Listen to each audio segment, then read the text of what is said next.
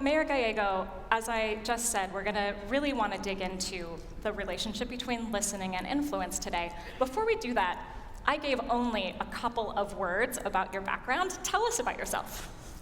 So I have an undergrad environmental degree, and then I got an MBA in entrepreneurship. So I actually was planning to be a green climate tech entrepreneur, but am so pleased that I ended up being able to serve in this way, and it's just so nice to be with GreenBiz, because I do feel like with that background, I am with my people. So welcome to Phoenix.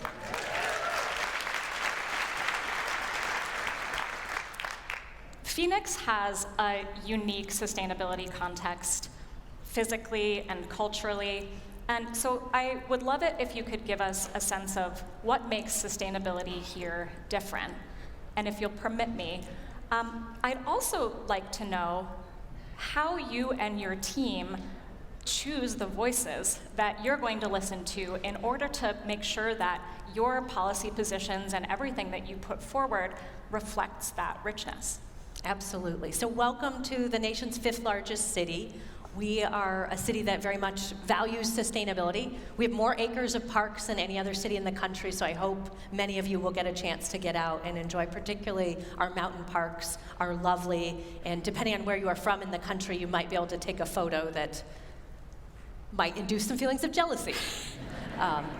We, from our very founding, have talked about sustainability, so we exist because of the Salt River system, which brought the water to the valley, and our original founders, the indigenous communities, did an amazing system of gravity-fed canals that spread water. And then when our Euro-American founders reestablished the community, the name Phoenix comes from the fact that we were reborn from the ashes of the Native American community and the system of water management. So I like to think that water management is very much in our DNA as a community, and being in the Sonoran Desert, incredibly beautiful, but we gotta think about water when we think about sustainability, so that is one of the things we put at the forefront. We obviously think hugely about climate change as well.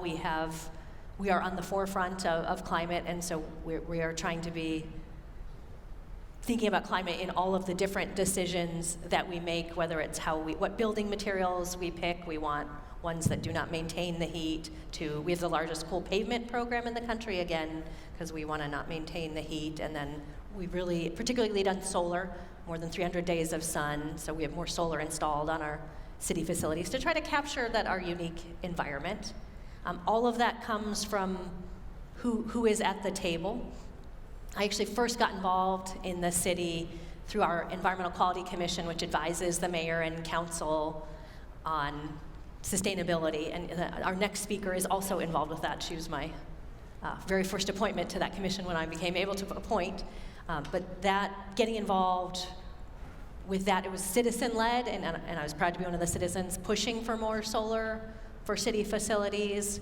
And so I try to remember my roots and make sure that we're listening to broad voices in the community. We are trying to be very intentional about recognizing that we have a lot of residents who prefer to speak in Spanish, and so we have climate action plan meetings in Spanish, and the plan is translated into Spanish as well, so more people at the table. Our academic partners are essential to us. We are home of 3 public universities. So, for example, Arizona State University, key partner for us. We have a goal to divert or recycle half of our waste by 2030, which when you're in I'm going to be here for trying to deliver on that goal. And so ASU has been key with us.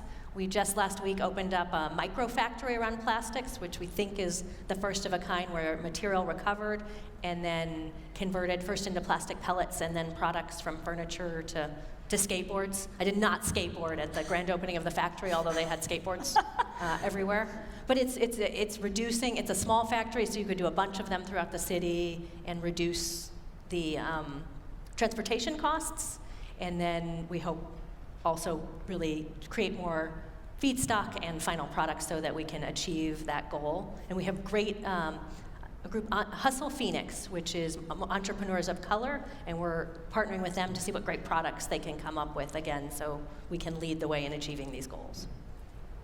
Amazing, first of all. Second of all, as a successful elected official, you clearly know something about how to influence people. So I'm hoping in the kind of minute or so we have left, if you could give us some tips when you are proposing a change or trying to influence someone to do something. What are the steps you follow in order to get them to follow your lead?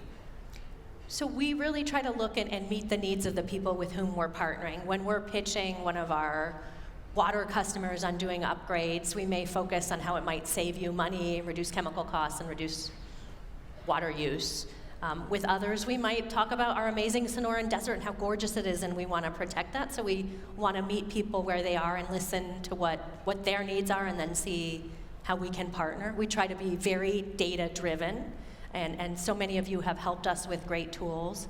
So, for example, we're doing a major tree planting program, and we've partnered with American Forest with support from several of the companies in here to have good mapping tools and really hold ourselves accountable, but also to be able to show our residents how we're doing on our goals. And that third-party partnership and validation also helps us communicate to our residents that we're making a difference with their tax dollars. Mayor Gallego, I'm so grateful that you joined us here at GreenBiz. Thank you. Thank you. Thanks. Enjoy Phoenix.